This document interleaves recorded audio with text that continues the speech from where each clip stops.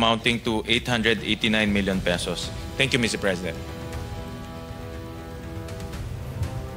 Majority Leader. Mr. President,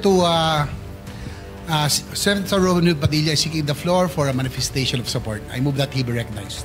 Senator Robin Padilla is recognized. And by the way, he would like to recognize the presence of the Vice President, Vice President Sara Duterte. Welcome to the Senate, Your Honor.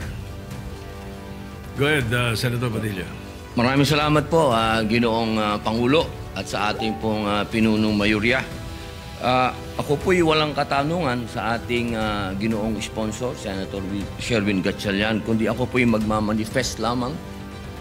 Ako po'y natutuwa sapagkat dito po sa ating bulwagan ay atin pong hindi binawasan ang budget ng ating pangalawang Pangulo, bagkus ay dinagdagan. Sapagkat alam niyo po, sa akin pong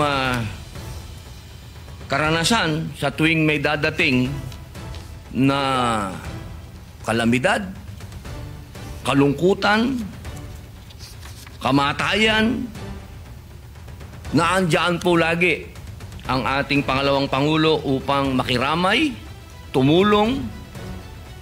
Kahit saan pong lupalop sa Pilipinas, makikita po natin ang opisina ng ating pangalawang Pangulo at siya mismo pumupunta sa mga lugar na hindi pa po naabot ng kahit na sinong naging public official.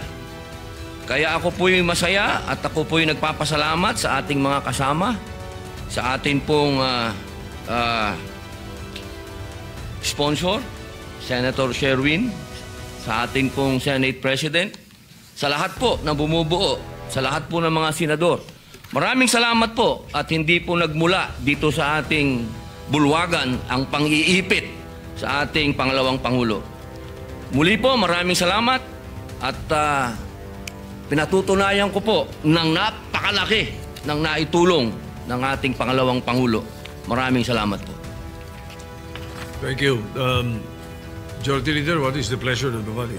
Yes, Mr. President, there being no other reservation for interpellation, I move to close the period of interpellation on the budget of the Office of the Vice President and that the same be deemed submitted for the body's consideration. Any objection? Hearing none, the budget of the Office of the Vice President is hereby deemed submitted. 1 minute suspension.